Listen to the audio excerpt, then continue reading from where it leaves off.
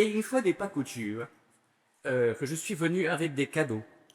Et donc, parce que quand c'était septembre, je n'étais pas venu ici, et bien, ça s'imposait, suite à votre invitation, de vous remercier. Et j'ai 3 cadeaux, donc, que je vais remettre au directeur. Le premier, c'est notre revue, le vidéo, c'est le dernier numéro, le vidéo 40, sur The Religious Other in Quranic Tafsir, c'est-à-dire l'autre religion dans le tafsir coranique. Et donc c'est intéressant parce que à la fois on en distingue le tafsir, mais en même temps toute la question de l'altérité. Et comment dans le tafsir on parle des autres religions, du christianisme, du judaïsme, du bouddhisme. Un deuxième canot, il vient de sortir pour le coup, il est sorti il y a 3 mois, c'est les cahiers du vidéo. Alors ça c'est les collections toujours de notre institut. Et là ici le titre c'est Islam et fraternité. C'est les actes du colloque d'Abu Dhabi qui a eu lieu en 2024. 5 ans après la déclaration d'Abu Dhabi entre le pape François et donc Ahmed Al-Tayeb, le grand imam d'Al-Azhar. Et donc, voilà, nous avons les actes, c'est en français, anglais, arabe. Alors, ça fait ça. Et puis le dernier, alors, je sais pas si c'est que en arabe, et c'est la biographie du fondateur de l'Institut de Méditerranée orientale, qui s'appelle Georges Chahata Anawati, en égyptien. Et elle vient de sortir il y a 1 an. Il existait cette biographie, cette très belle biographie d'un homme qui était expert au Concile Vatican II, hein, et qui a fait une conférence très importante alors même qu'on était en train d'élaborer la déclaration Nostra Aetate sur l'islam, et beaucoup de sa vision, beaucoup de ses idées sont en fait passées au Concile et dans la déclaration Nostra Aetate. Donc là, vous avez la biographie en arabe. Je pense que tout ça va être fort utile à votre bibliothèque. Merci beaucoup. Oh.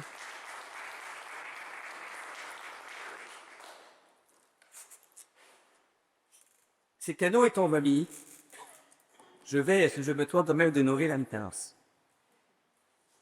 Alors, 1972. Ce n'est pas le nom d'un roman, mais la date de l'entrée sur la scène internationale de la question écologique. Le Club de Rome publie son rapport Halte à la croissance, Limits to Growth. L'ONU tient sa première conférence sur l'environnement humain à Stockholm. Le programme des Nations Unies pour l'environnement est mis en place. 1992, ce n'est toujours pas long d'un roman, mais 30 ans plus tard, c'est le sommet de Rio. Et le sommet de Rio définit plusieurs principes directeurs en matière d'écologie et de développement durable. Il définit un calendrier que l'on appelle Agenda 21 pour le 21e siècle. Et il couvre l'aménagement du territoire, l'eau, l'énergie, la participation citoyenne. 2015, toujours pas le moment, c'est l'accord de Paris. L'accord de Paris qui est adopté dans le cadre de la COP 21 et qui vise à limiter le réchauffement climatique. Tenez-vous bien, c'est le premier accord universel engageant l'ensemble des pays signataires à réduire leurs émissions de gaz à effet de serre. Il y avait parmi ces signataires les États-Unis. Cette année-là, 2015, quelques mois avant le dit accord, le pape François publie l'encyclique Laudato Si sur la sauvegarde de la maison de Dieu. C'est le premier grand texte magistériel catholique entièrement consacré à l'écologie. Du côté des acteurs musulmans, il y a eu plusieurs conférences, publications. On en a parlé hier avec Jean-Patrick. Et elles ont mis en lumière la nécessité de penser une théologie islamique de l'écologie.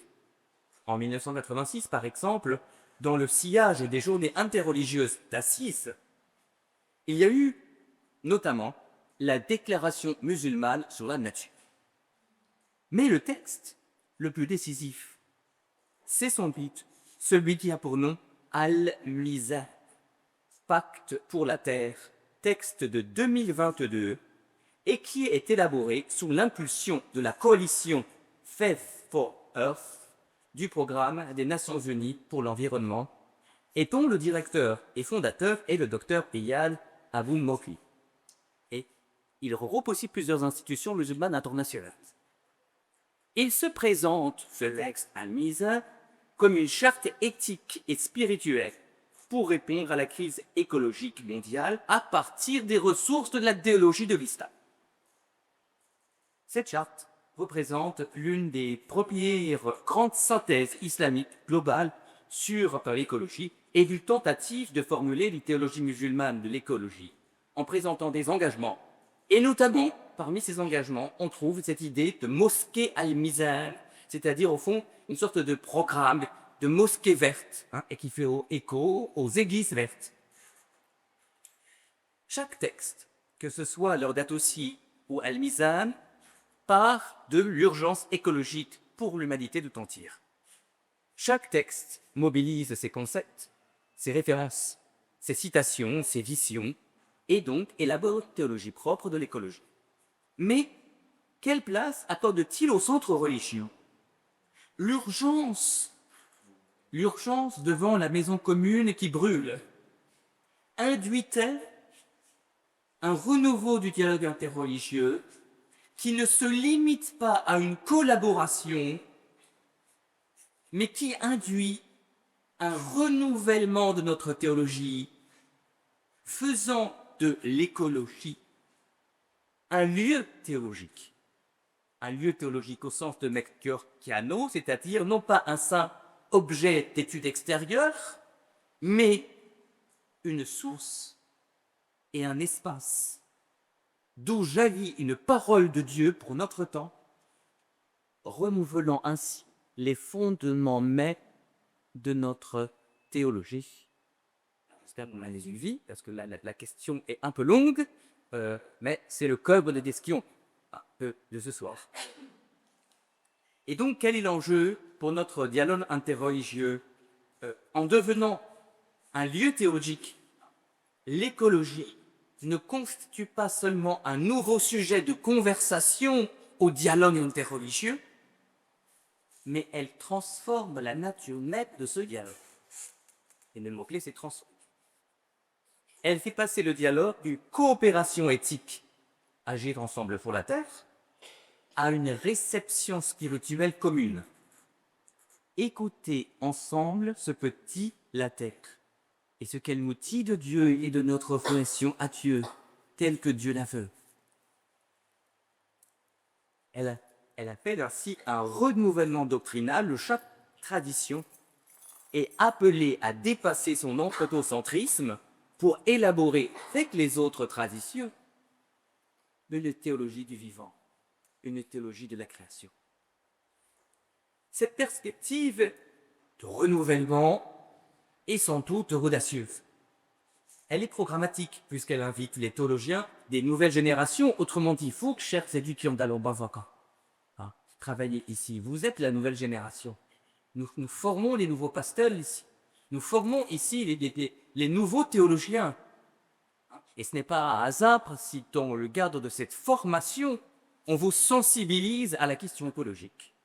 Donc, vous êtes invités, vous, théologiens des nouvelles générations, que vous soyez catholiques, protestants, et puis dans nos institutions quasi, ici à Rabat, musulmans, vous êtes invités à vous ouvrir à la théologie comparative, c'est-à-dire à écouter non seulement la création, mais aussi la théologie des autres sur la création et sur l'écologie, comme une source d'inspiration pour votre théologie. Approche de la théologie comparative. Alors je vous propose ce soir de relire avec vous ces deux textes majeurs, que sont Laudato Si et Al-Mizan. Pierre nous a déjà parlé de l'ordre de Jussi, donc je vais revenir un peu sur ce texte. Mais vous allez voir, quand je vais le présenter cette fois-ci, ça permet d'assimiler, c'est ça la pédagogie. Répéter pour assimiler. Mais je vais le présenter cette fois-ci en comparaison avec Al-Mizan. Donc une perspective non pas comparative d'abord, mais comparée. Nous allons y repérer les singularités et les convergences.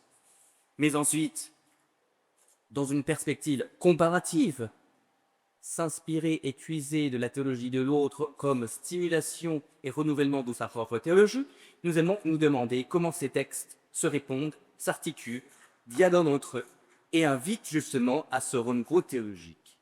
Et pour cela, je suivrai un plan en 3 parties. Tout d'abord, quelle est la vision de l'écologie qui se dessine dans ces documents? Approche comparée donc entre Al-Mizan et Laudato Si. Deuxième partie, qu'en est-il de la place de l'autre religion dans chacun de ces documents? Donc, voilà. Quelle place accorder aussi? Y a-t-il un dialogue qui se vit, qui s'exprime, se manifeste déjà, qui s'incarne dans ces textes? Et puis, troisième partie, vers ce renouveau de la définition du dialogue à la lumière de cette crise éthologique que nous vivons. Donc, si vous m'avez bien suivi, en première partie, je suis dans cette perspective comparée, et il s'agit de comparer, merci infiniment, il s'agit de comparer quoi? Laudato Si et Al-Mizan. Deux remarques préalables concernant ces 2 documents. D'une part, on est d'accord, ils n'épuisent pas la vision chrétienne ou musulmane de l'écologie. Je dis bien chrétienne parce qu'il s'agit d'un document de magistère catholique, et nous avons vu hier qu'il y a aussi une réflexion sur l'écologie parmi les protestants, avec notamment la préférence de Lausanne. Ils n'épuisent pas.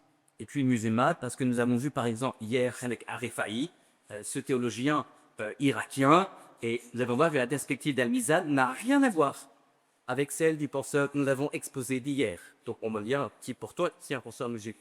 Donc on voit bien, c'est un même de l'islam qui est des perspectives. D'autre part, ils n'ont pas le même statut pour chaque tradition.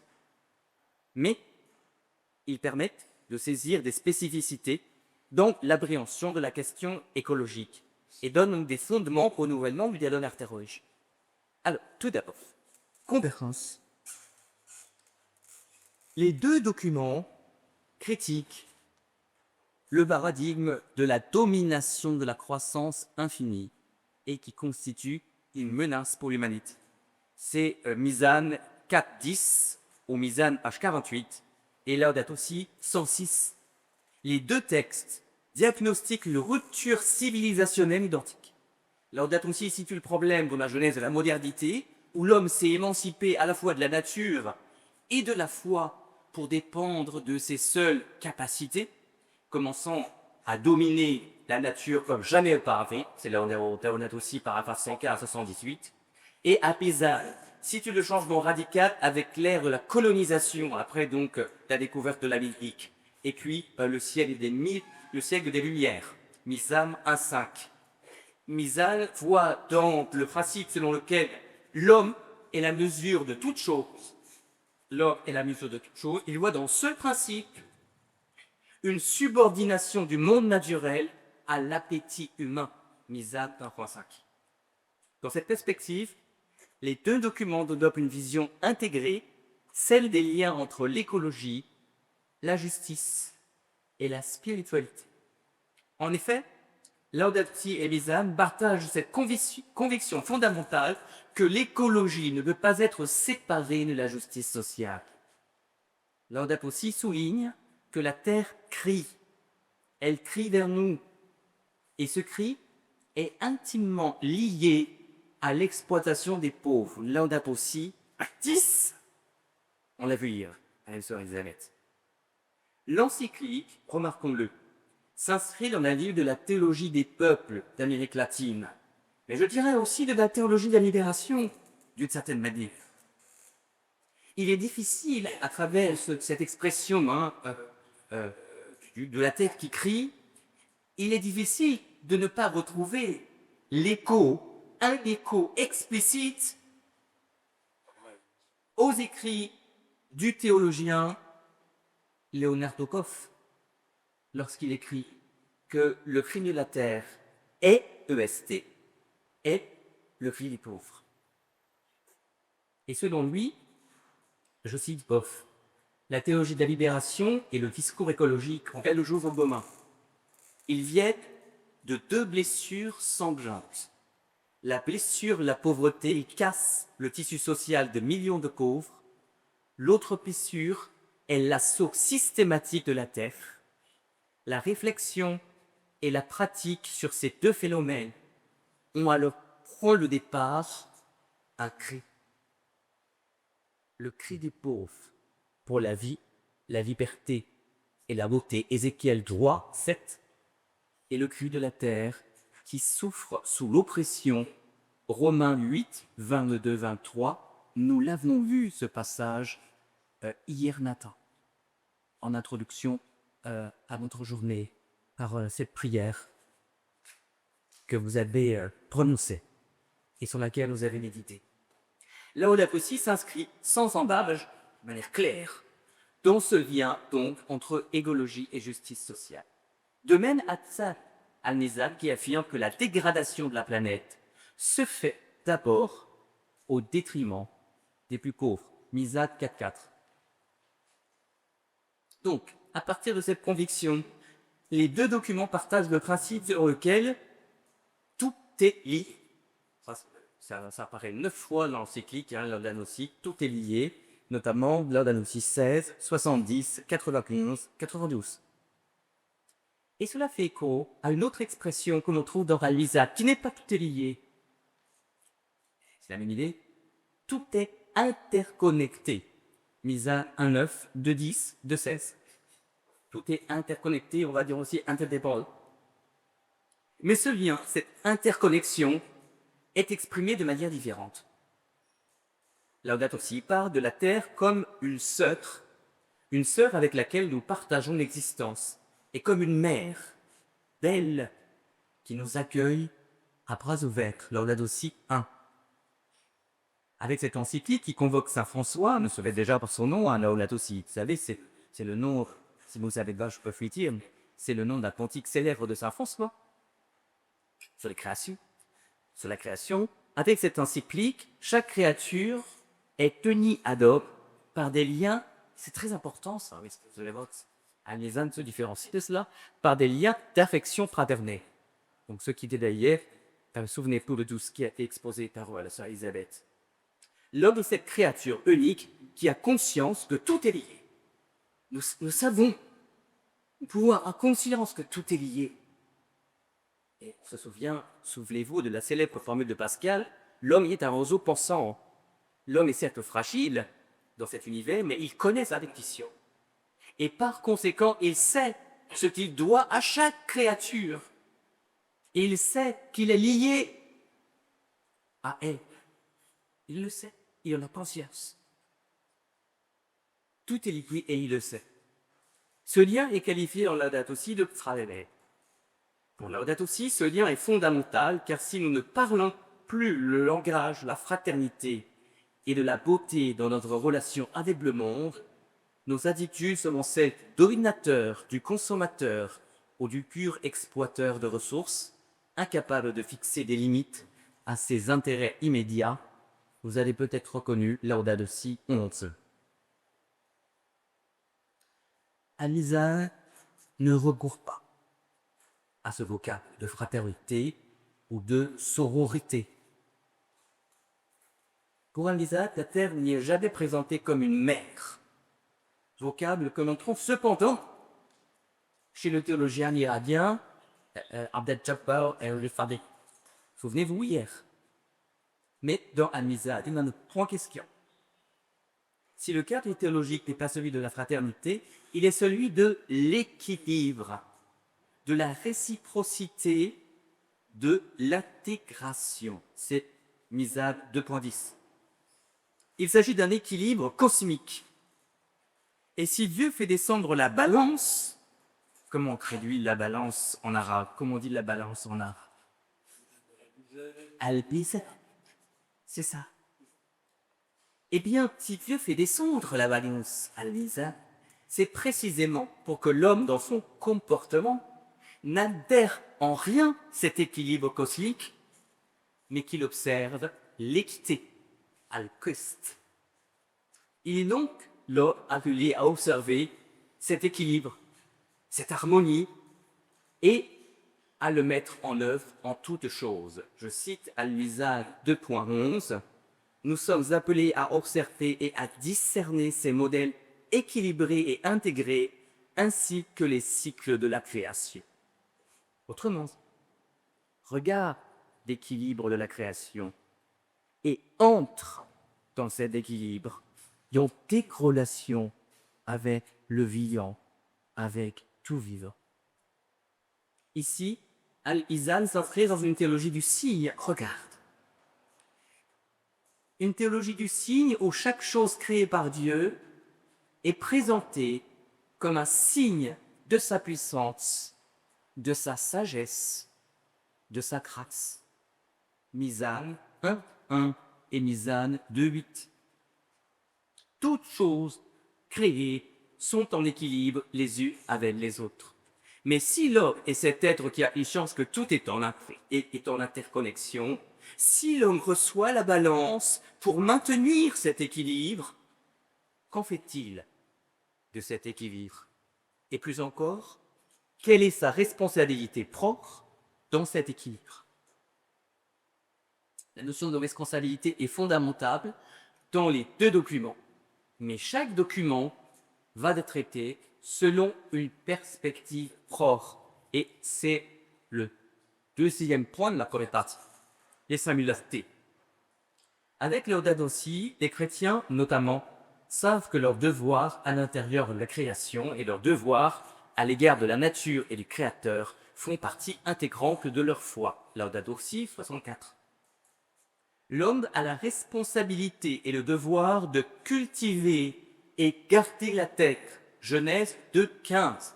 Hier, avec Dr Carrera, ce verset a été présenté comme très important par rapport à la logique de l'Église verte. Je la tirerai pas peut-être par là, mais on va pas mot. Oui, j'ai dit net pour le parapluie. Voilà.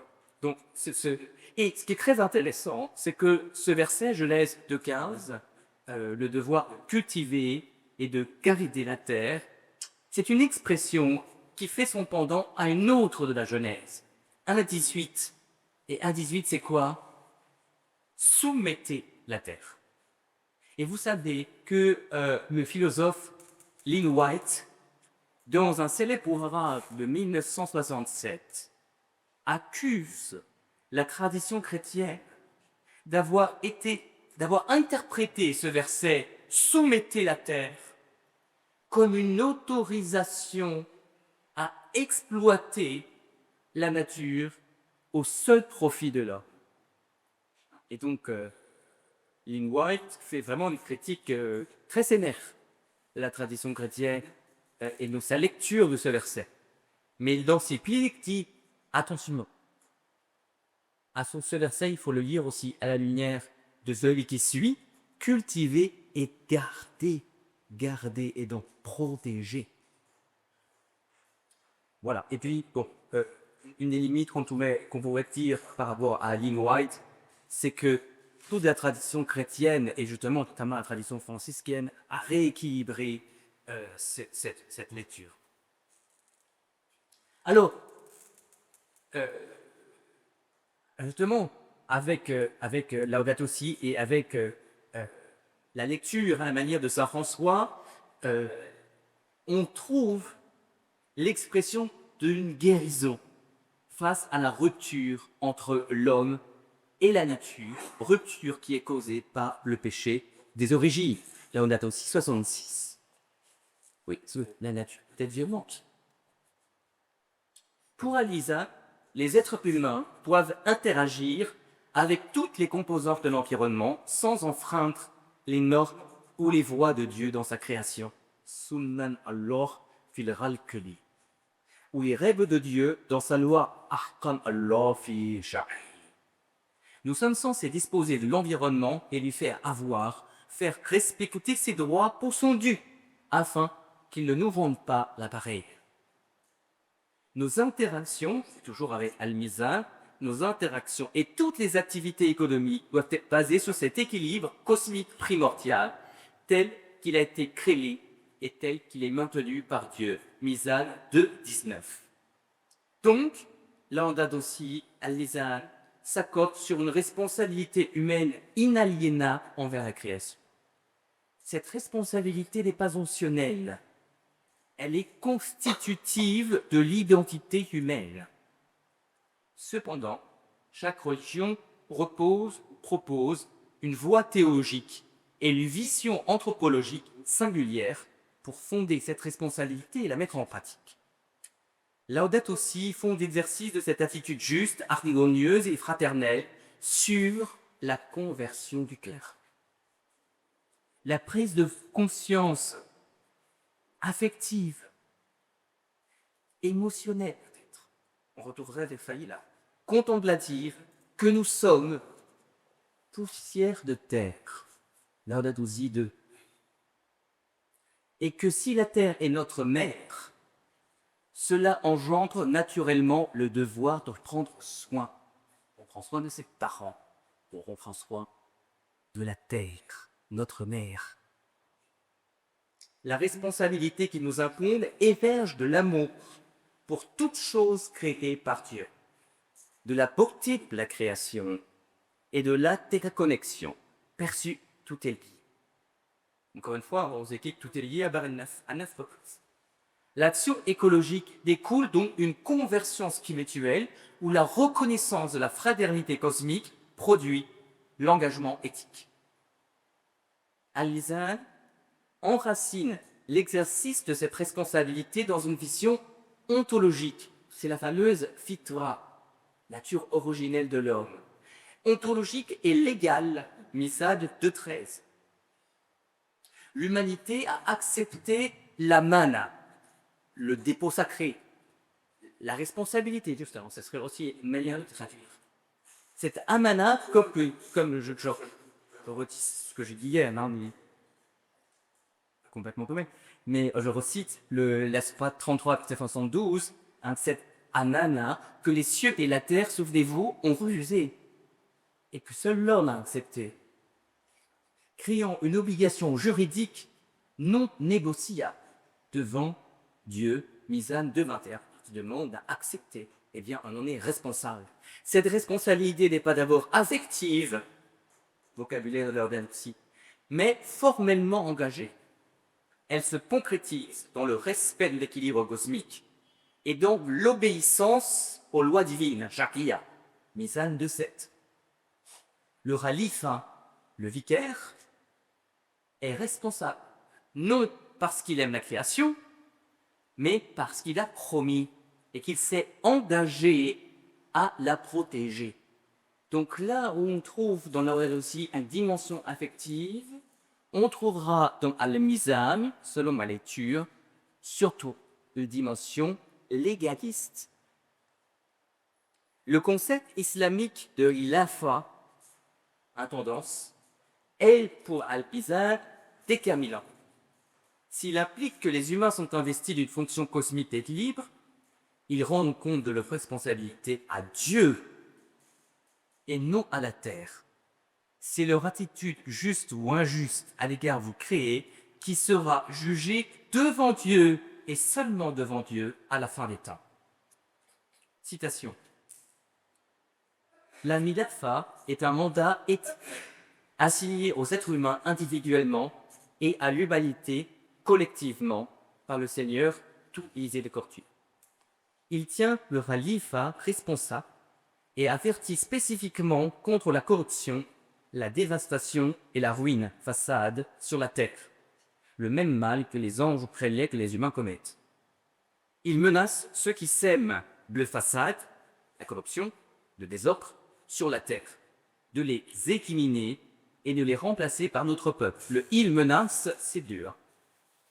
Qui, à leur tour, recevront le mandat d'éthique de Khilafa. Ainsi, la Khilafa sur la terre implique d'éviter et de détourner l'ifsad, corruption, disharmonie, et de maintenir son islah, réparé, maintenir en l'autre, par le biais de salihat, des actions justes, droites, accomplies dans l'obéissance à Dieu, afin que nous, humains, puissions continuer à l'hériter de la terre. Mizan, c'est qu'une note, page 60. Ici, la terre n'est pas personnifiée, elle ne dispose d'aucune autonomie, et si un événement naturel détruit une communauté, il n'est pas le fruit de la détention d'une agentivité de la Terre, comme nous l'avons vu hier, par exemple notamment avec le philosophe Renaud Latour, mais d'une réponse de Dieu qui est cause des causes. Regardez, il y a une métaphysique. En ce sens, Al-Mizan se distingue de Laudato Si, où l'humain fait partie intégrante d'une communauté biocentrique, même si la pensée cyclique se méfie du biocentrisme. Je cite Laudato Si 2, « Nous oublions que nous-mêmes, nous sommes poussière. » Genèse 2.7. Notre propre corps est constitué d'éléments de la planète. Son aile donne de son feu, et son eau nous vivifie comme elle nous restaure. Je vais voir. Ici, l'accent porte moins sur une fonction confiée que sur une appartenance ontologique à la création.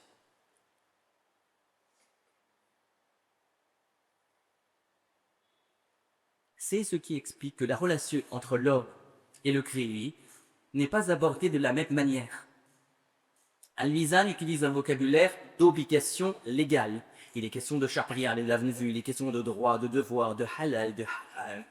Ces obligations découlent d'une théologie de l'unicité, tawhid. C'est parce que Dieu unique est Rabb al-Alamin, Seigneur de tous les êtres, que l'attitude écologique, attentive à tout être créé, s'inscrit dans un cadre normatif d'obéissance. Mizan 3. D'obéissance et de reconnaissance, car Al-Mizan souligne aussi que nous optons des vies, qu'elles soient animales ou végétales, pour construire nos vies. Mizan 5.8. Je redis, pour construire nos vies, nous votons des vies. Et le texte souligne la mort de tout ce que nous avalons. Imaginez, là, tout à l'heure, on l'a pris, tout ce que nous avons mangé, nous avons tué être pour nous nourrir. En avons-nous conscience? Al-Mizan appelle à en avoir conscience. Et le texte souligne, et la traduction française, j'ai pas regardé le texte original, mais l'écriture de son je ne connais pas, mais le texte français parle de meurtre. Je citation. Nous sommes moralement tenus de racheter leur meurtre, tous les êtres vivants qu'on nous a dégurgités, en exploitant la force que nous acquérons pour rendre plus que ce que nous avons pris. Visa la 5.8. Donc, on tue pour se nourrir, mais qu'est-ce le nom de ce? On doit rendre davantage que la vie que nous avons prise. Ici, le texte semble minimiser la différence entre le vivant animal et le vivant végétal. Que l'on soit végétarien ou que l'on soit carnivore, dans les deux cas, on tue pour se nourrir. La petite anecdote, samedi soir, Carla est végétarienne. Alors, samedi soir, lorsque Jean-Patrick nous a invités pour nous sustenter, après une journée de travail, nous avons été abonnés à parler de cela, puisque finalement, Al-Mizan est en train de nous dire que de toute façon, végétarien ou pas, carnivore pas, de tête de car, on tue. On tue des êtres vivants. Ce qui est intéressant, c'est que justement, Al-Mizan ne fait pas la distinction entre l'âme végétative et l'âme sensible. Alors, est-ce que cela vise à minimiser la consommation de viande en la mettant sur le même plan que celle des végétaux? Est-ce une manière de rappeler que même le végétarien est redevable et doit donc rendre des comptes? En tous les cas, le texte souligne que l'homme est redevable à toute vie qui est consommée, qu'elle soit animale ou végétale, et en fait advenir, encore une fois, un bien plus grand que le mal qui est causé par la mort de ce que nous absorbons. Une approche comparée de ces deux textes montre à la fois des convergences, des singularités dans l'approche du créé, de la nature, de la question écologique. Quelle place est faite au dialogue interreligieux dans ces documents? Est-ce que l'autre est pris en compte? Est-ce que l'autre est écouté? Et est-ce qu'on lui fait place, justement? Et si oui, à quel niveau? Eh bien, cela est l'objet de ma deuxième partie. Deuxième partie, qu'en est-il de la place de l'autre religion dans la réflexion posée par Al-Misal et Lordalousi? Alors vous avez vu, j'ai offert à Jean-Patrick un ouvrage sur l'autre religion dans le tafsir. Cette fois-ci, on va voir l'autre religion dans Al-Mizan et Lordalousi. Une première remarque s'impose. La production de ces textes est issue d'un dialogue dans le sens où les dialogues commencent par l'équite. Le doyen de la faculté de théologie du catholique de Paris à l'époque, nous y étions ensemble, disait toujours, le premier pas du dialogue, c'est écouter l'autre. Il n'y a pas d'écoute de dialogue tant que je n'écoute pas, sinon il peut y avoir des monologues. Est-ce que, donc, ces textes témoignent de l'écoute de l'autre? Alors, je dirais que oui. En tout cas, il y a l'écoute claire, c'est celle de la communauté scientifique. Et notamment des études sur le réchauffement climatique, des données biologiques ou géologiques. La science parle. Et Laudato Si et Al-Misal la prêtent au sérieux. Il n'y a dans ces documents qu'aucune marque de climato-scepticisme, comme on peut trouver dans le discours de certains hommes politiques, notamment du côté de l'autre côté de l'Atlantique. Mais qu'en est-il, si on est de la science, qu'en est-il de l'écoute de l'autre religion?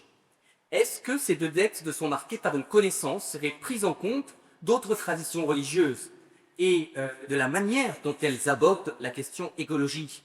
Ou est-ce que ces textes sont uniquement auto-référencés?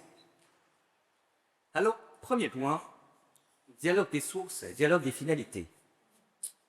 Pour ce qui concerne Lordalousi, il y a une surprise. C'est en effet la première fois dans l'histoire magistérielle de l'Église catholique qu'une encyclique cite un auteur musulman. Ça c'était jamais lu une encyclique n'a cité un auteur musulman. Eh bien, cette fois-ci, elle le fait, et en l'occurrence, cet auteur, c'est Ali al-Tatarabwas. La citation n'est pas au cœur du texte, mais elle se trouve dans une note, la note 159. Et elle permet d'illustrer un passage de l'encyclique qui concerne la spiritualité écologique et qui invite notamment à trouver Dieu en toutes choses et à ne pas trop séparer les créatures du monde de l'expérience intérieure de Dieu. Alors, je ne résiste pas à la tentation de lire ce fameux passage d'un mystique, d'un soufi musulman du XVe siècle, Ali al-Khawas. Il affirme, citation, note donc 159. Il ne faut pas blaguer de parti pris les gens qui cherchent l'extase dans la musique et la poésie. Il y a un secret subtil dans chacun des mouvements et des sons de ce monde. Les initiés arrivent à saisir ce que disent le vent du souffle et sa bras qui se penche, l'eau qui prend, et mouche qui bourdonne, et porte de grâce, le chant des oiseaux, le pincement des cordes, les sifflements de la flûte, le soupir des malades, le gémissement de la figée. Fin de citation. La présence de cette voix soufie dans l'encyclique suggère que la conversion écologique ne relève pas exclusivement du christianisme. Elle peut être nourrie par diverses traditions religieuses qui perçoivent dans le monde créé un signe de la présence divine. Par ailleurs, le fait que cette note ne cite pas un représentant institutionnel de l'islam ni un mystique suggère que François considère la mystique comme un espace privilégié devant l'autre. La mystique n'efface pas les différences doctrinales, c'est vrai, mais elle ouvre un espace de reconnaissance mutuelle. Et la citation rend compte de la capacité d'apprendre quelque chose de la sagesse spirituelle de l'autre. Cette perspective est confirmée lorsque l'encyclique reconnaît l'apport propre de chaque religion. Citation, Laudato Si 7, « Nous ne pouvons pas ignorer qu'outre l'Église catholique, d'autres églises et communautés chrétiennes, évidemment, on peut penser à toutes les églises protestantes, d'autres églises et communautés chrétiennes, comme aussi d'autres religions, ouverture interreligieuse, ont nourri une grande préoccupation et une précieuse réflexion sur ces thèmes qui nous préoccupent tous lors de la 17. Donc, on a à la fois une perspective œcuménique et interreligieuse. Plus explicitement encore, Laudato Si 62 reconnaît, citation, « la richesse que les religions peuvent offrir pour une écologie intégrale et pour un développement plénier de l'humanité. » Alors, qu'en est-il du côté d'Al-Mizan? Eh bien, la lecture de documents révèle qu'Al-Mizan n'a pas la mettre surprise, ne réserve pas la mettre par surprise que Laudato Si. Al-Mizan ne cite pas de textes d'autres traditions religieuses. J'y ai quand même trouvé la citation d'un auteur qui n'est pas musulman. Il s'agit du Mahatma Gandhi. Gandhi, et la citation qui leur fait référence est la suivante. « La terre pourvoit assez pour les besoins de chacun, mais pas pour l'avidité de chacun. » Citation qu'on retrouve dans Zakat 4.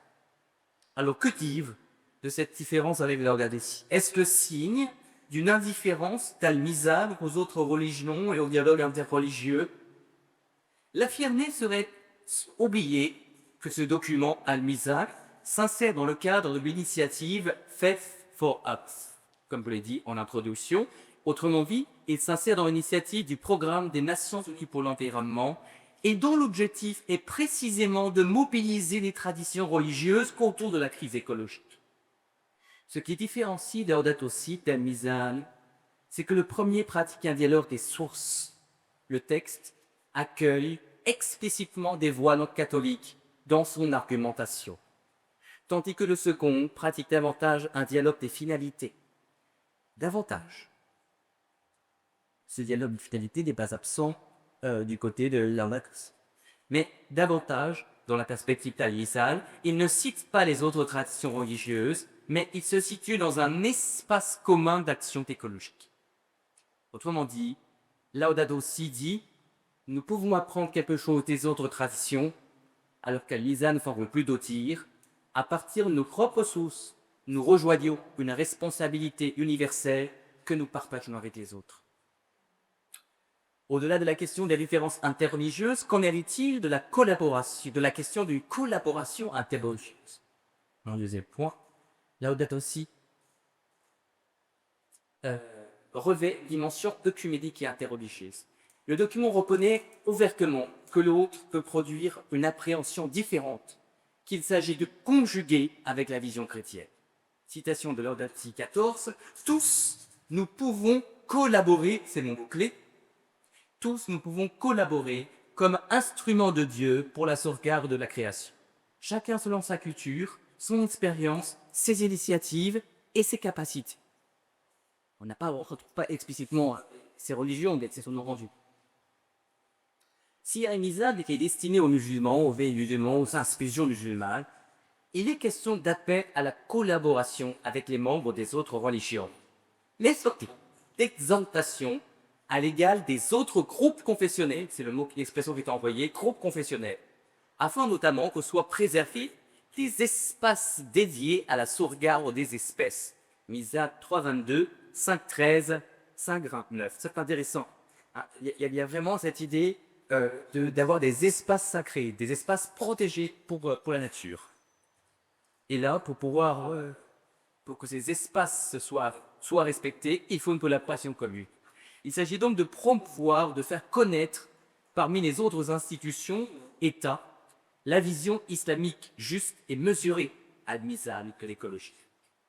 Le document cherche à démontrer que l'islam possède en lui-même les ressources nécessaires pour fonder une éthique écologique contemporaine. Cela dit, face à la question de la survie civilisationnelle posée par la crise écologique, le document identifie un ennemi commun à l'humanité. Et cet ennemi commun devient le lieu d'une collaboration mondiale. Ainsi, à plusieurs reprises, Adam Smith parle de l'altération de la création comme la marque de Satan. Misad 1.20 et 2.13. Ce qui conduit les religions à définir ou à redéfinir cet ennemi commun. Je note que l'ennemi commun n'est plus l'autre religion, mais une menace qui transcende les clivages religieux. La crise écologique permet de dépasser les différences doctrinales pour parler ensemble à l'humanité. François s'adresse à chaque personne vivant sur cette planète, et donc pas seulement aux catholiques. Quant à Al-Mizad, de l'ex affirme, nous, les êtres humains, nous pouvons nous distinguer par notre nationalité, notre race, notre culture, nos liens ethniques, tribaux et familiaux, notre religion, notre idéologie et notre politique, mais au début comme à la fin, nous parcourons la même terre, respirons le même air et buvons la même eau. Nous partageons une maison commune. La terre, et c'est la seule lésion que nous ayons. Isaac 1.3. Ici, le dialogue n'est plus seulement interreligieux entre des traditions qui se reconnaissent comme telles, mais il acquiert une dimension transreligieuse, au-delà de nos appartenances religieuses. Nous sommes appelés comme humains à nous reconnaître acteurs d'une même responsabilité cosmique et à écouter ce que la Terre nous dit et nous révèle.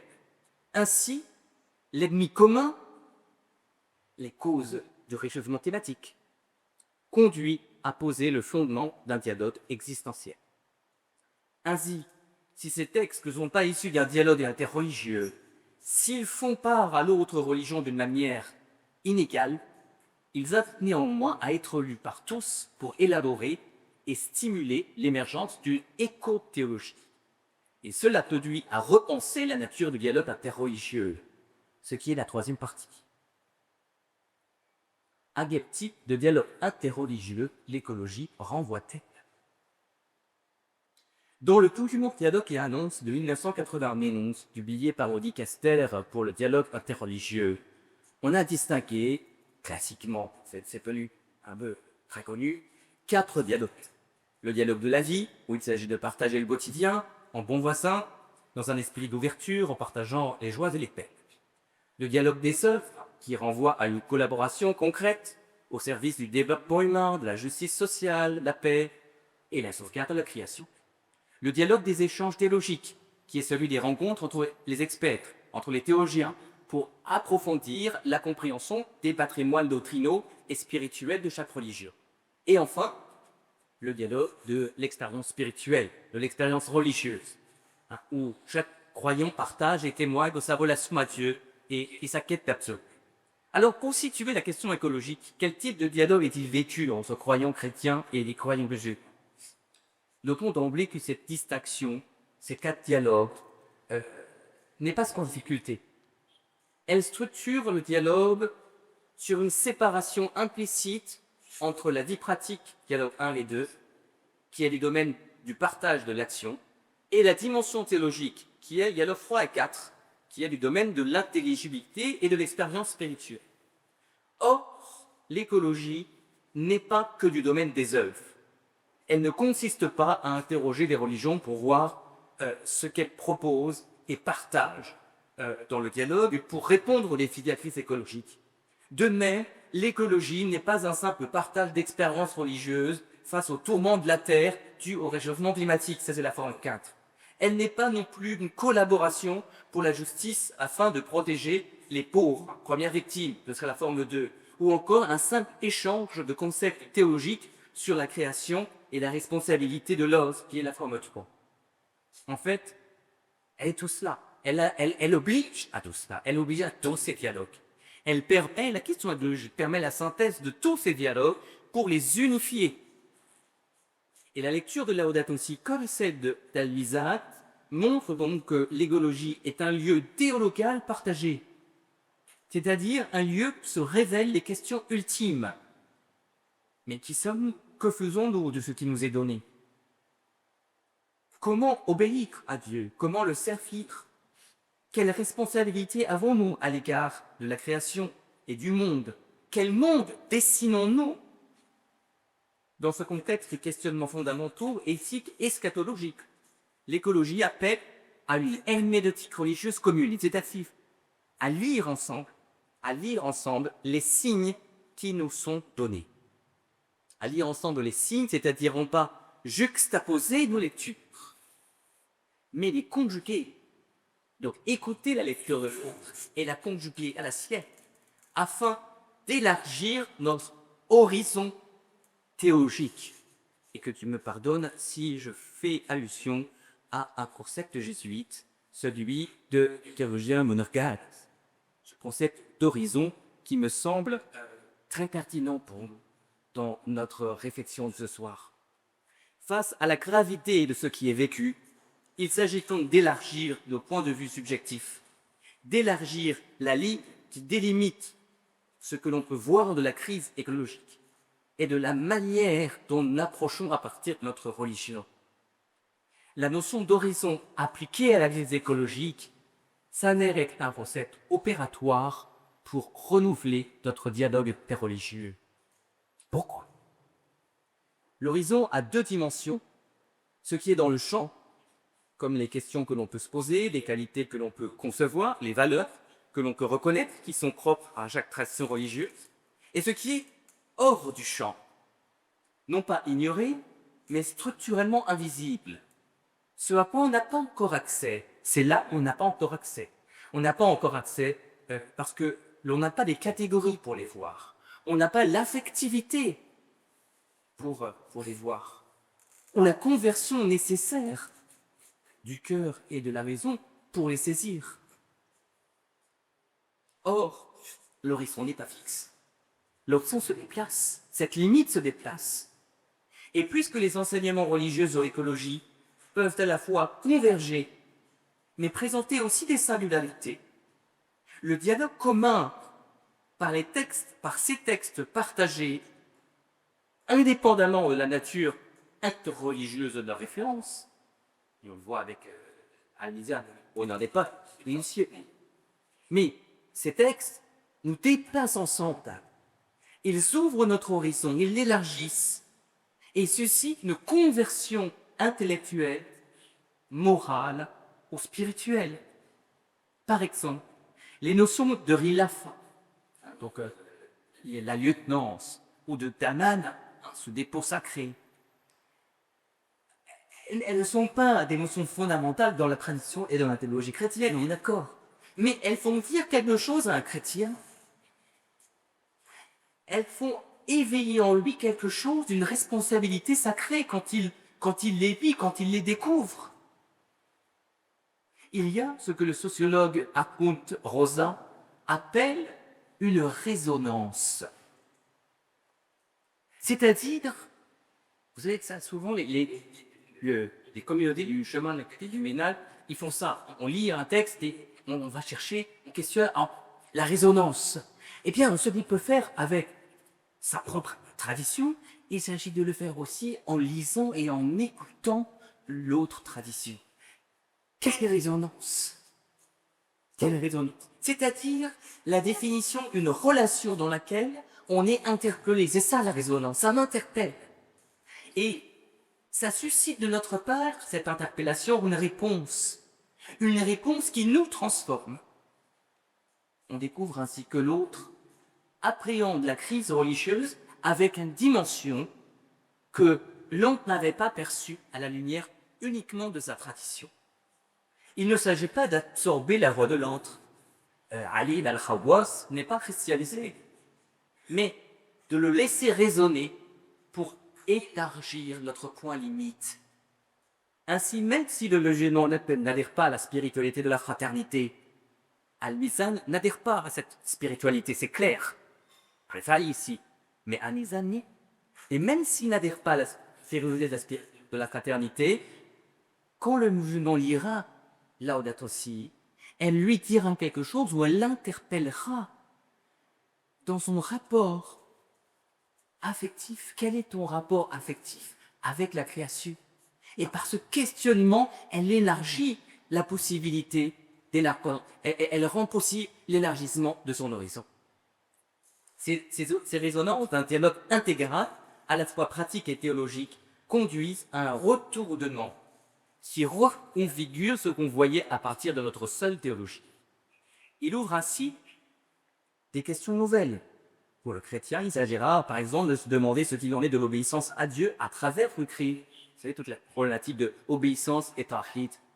Pour un musulman, il s'agira de se demander ce qu'il en est de la réalité du frère par rapport à la création. L'écologie opère ainsi par le dialogue et un mouvement de retournement, de conversion, d'élargissement. Cela se joue aussi bien au niveau empirique, où on commence à percevoir des interdépendances, des responsabilités que l'on ne remarquait pas. Cela se joue au niveau intellectuel, où on est invité à repenser dans le cadre conceptuel, à la renouveler à partir des notions des autres. Théologie comparative. Au niveau rationnel, sur ce dialogue repose la question de ce qui est réel et digne d'être pris au sérieux. Les générations futures, les espèces non humaines, le rapport au vivant, les écosystèmes qui entrent comme sujet légitime du jugement. Enfin, au niveau moral, elle provoque la conversion la plus profonde. La question n'est plus « qu'est-ce qui est bon pour moi, pour ma communauté religieuse ?» mais qu'est-ce qui est bon au regard de la totalité du vivant, dans le temps long, dans le temps privant considération des générations. Ainsi, l'écologie devient le lieu où je découvre que l'horizon de l'autre capture une dimension du réel, petit r minuscule et grand R majuscule, que mon origine théologique laissait dans l'œuvre.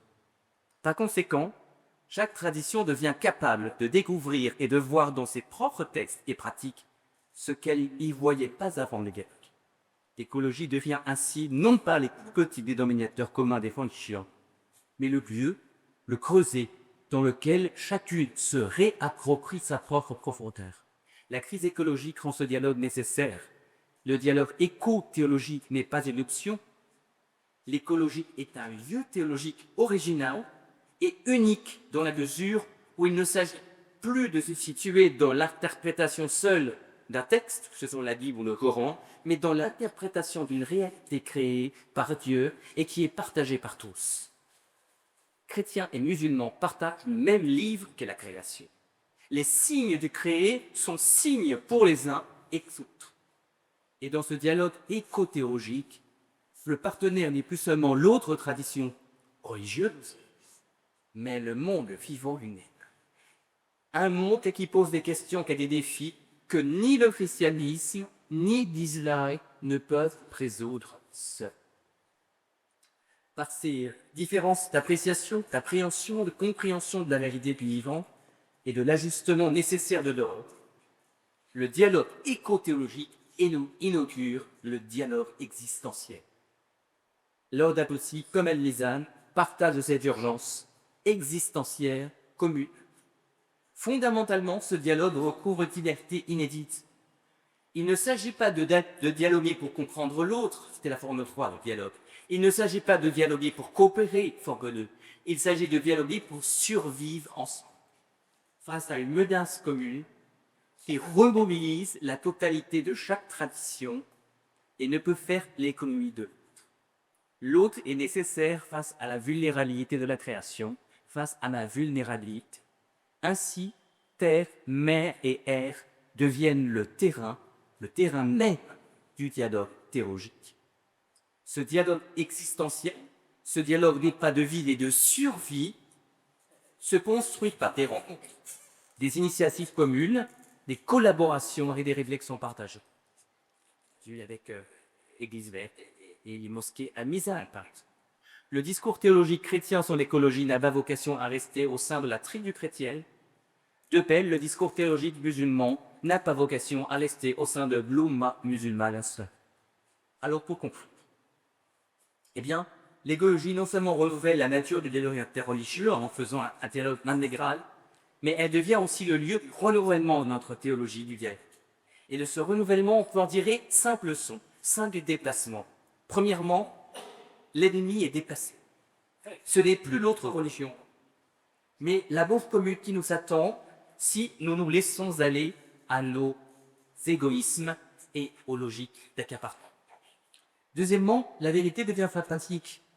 Deux traditions qui ne sont pas d'accord sur ce qu'elles croient, sur leur vision de Dieu, peuvent néanmoins être d'accord sur ce qu'elles doivent faire ensemble.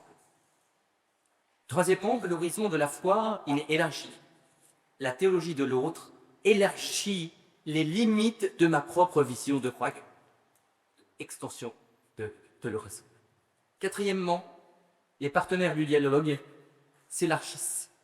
Ce ne sont plus seulement les dignitaires religieux de même qui dialoguent entre eux, ou les croyants, les pratiquants, mais la création elle-même, avec les pauvres et avec les générations futures qui sont impliquées dans ce nouveau dialogue.